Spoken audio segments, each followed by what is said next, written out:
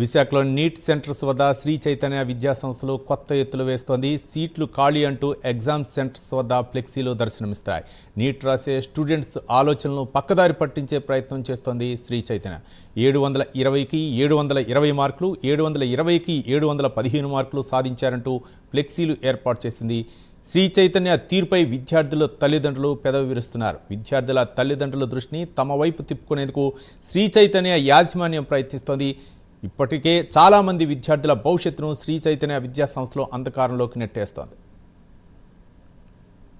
దీనిపై పూర్తి సమాచారం మా డిప్యూటీ ఇన్పుట్ ఎడిటర్ వాసు మరింత సమాచారం అందిస్తారు. వాసు,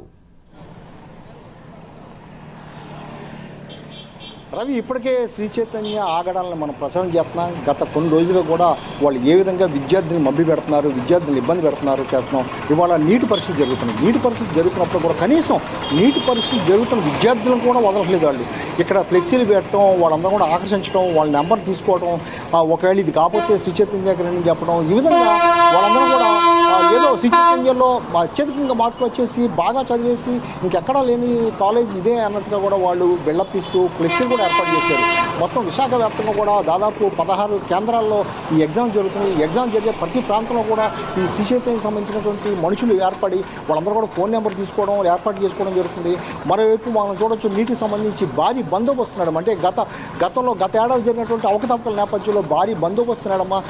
మొత్తం కూడా విశాఖ వ్యాప్తంగా కూడా 16 కేంద్రాల్లో కేంద్రంలో జరుగుతుంది, పరీక్షలు జరుగుతున్నాయి.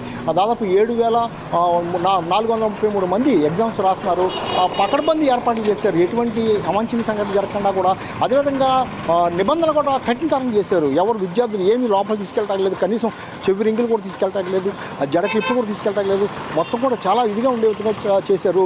మనం చూడవచ్చు, ఇక్కడ కేంద్రం అంతా కూడా రెడీ అవుతుంది. ఇక్కడే శ్రీ చైతన్య విద్యార్థులు ఆకర్షించే విధంగా విద్యార్థులను ఆకర్షించే విధంగా శ్రీ చైతన్య కూడా అక్కడ బ్యానర్లు ఏర్పాటు చేయడం, ఇవన్నీ కూడా చేయడం జరుగుతుంది.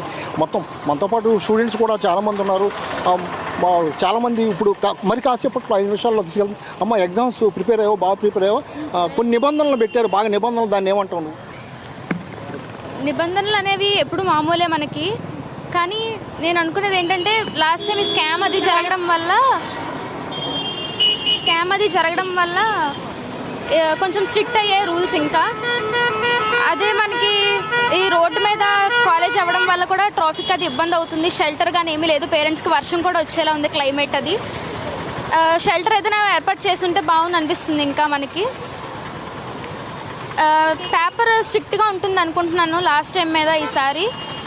కానీ పర్లేదు, ట్రై చేయొచ్చు అని అనుకుంటున్నాను. మోడరేట్ పాత మోడలే మార్చినట్టు చెప్తున్నారు.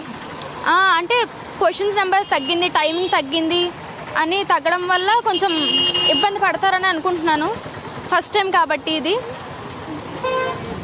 పేరెంట్స్ కూడా కొంతమంది ఉన్నారు, చాలామంది కూడా పాపం చాలా టెన్షన్ పడుతున్నారు.